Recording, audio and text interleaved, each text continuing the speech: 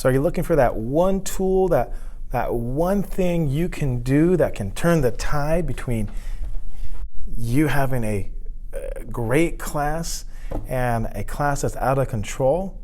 Well, no promises here, but for me, that one tool that made the biggest difference was this, a clipboard. I know, just a clipboard. Well, let me explain how that happened.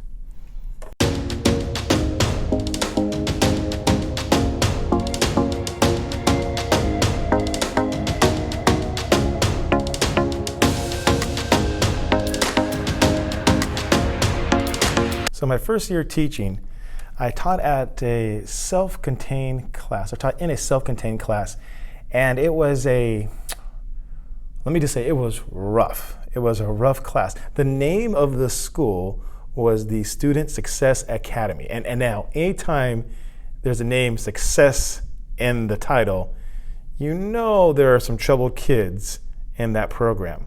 And what that program was is if a student was, let's say, suspended, and they're given one last chance, or they'd be sent to this self-contained class, which is called the Student Success Academy.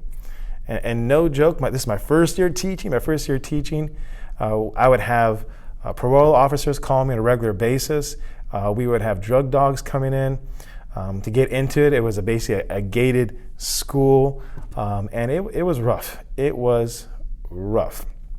And I was teaching this class, and let's just say my classroom management was far from being good. Let's be honest, it was horrible. It was horrible. First of all, the worst students you could possibly have, the roughest students you could possibly have, and a first-year teacher. I was dying in the class. I would go home, I'm a grown man, 30 years old, I would go home crying because the kids just broke me. They just broke me. It was the hardest year I ever had teaching, was my first year. So as the story continues, I am struggling in this self-contained class. It was I believe it was like a 10th grade class, if I'm not mistaken. And it was rough, and I was struggling. And so our principal, who was actually an assistant superintendent, he was in charge of that program, he basically told me that he's going to transfer me to another school in that program. And at that time, I thought it was a transfer. Looking back now, I know it was my last shot before being let go. So they transferred me to the other school. Well, still a self-contained class, but the difference with this one is that it was 8th grade students who were being troubled. Made a little bit of difference because it's a little different age group, but it was just as bad. I remember one of the first year teachers, students cursing at me, yelling at me, storming out. I remember one student stormed out, turned around, threw a milk into my classroom, and it was horrible. But even at this new school, I was struggling. Then the last chance is the superintendent, principal. He sent in a veteran teacher to come kind of show me the ropes. Once again, I didn't know what this meant. Looking back now, I know that was like the last chance I had to turn things around. And the veteran teacher, his name was Mr. B, we'll call him Mr. B, he introduced me to something that he always did. And from that moment forward, I done the same thing. And what that thing was is Mr. B walked around all the time with a clipboard, just like this, right? A clipboard just like this. And I asked him why he was walking around with a clipboard. And his answer was because it looks like you're always tracking something, and that holds the kids more accountable. Now, don't get me wrong, there's definitely, you're gonna have issues and everything else. But the fact that you're walking with a clipboard and the students think that you are recording, documenting something, keeping them accountable, that alone changes the behavior many times. And so he showed me his technique with the clipboard and what he did, walked around with it. And the key is just having that clipboard walking around to show that you are keeping track of them. But since that first day, I have changed my clipboard, what's on my clipboard. I have modified it, updated it. Now today, what I have on my clipboard, and I will show you here in one moment, It's a seating chart. Oh, need to have a seating chart.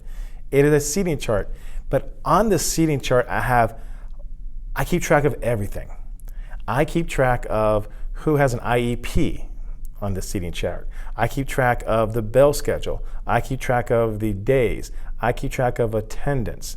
I keep track of if a student uses the restroom or hall pass. I keep track of that. If I have any behavior problems with them, maybe it's a gum, maybe they have their cell phone, maybe defiance or something else, I keep track of that on there as well. I keep track of their Spanish speaker, and I keep track if, and which they do, earn extra credit points. I keep track of all that on the seating chart. So if you ever come into my classroom, you will see me walk around with a seating chart. And on this seating chart, I keep track of everything. And the fact that I do keep track of everything, students know that I'm holding them accountable to my expectations. So the best thing that I've ever been introduced to, the cornerstone of my classroom management, is this clipboard with a seating chart and with all this information at my fingertips. And at any moment, I can see where a student is at as far as behavior goes, what they've kind of done in the past, how many times they left the classroom, and everything else. It just gives me the extra sense of control and accountability. So with that said, let me kind of show you what this looks like, what the seating chart looks like, as well as what I keep track on, and I'll kind of point out different things to you. So here's an example of a seating chart. I did change the names, obviously, because, student confidentiality. But nonetheless, here's an example of a seating chart that I use. So the first thing I kind of want to point out to you is on the right-hand side, I keep track of things such as the period number, the date, the start time, end time for a normal day, and then also I keep track of the start time and end time for a minimum day. So that's kind of that. So let's get a quick glance. That way I'm never late dismissing any students or anything of that sort.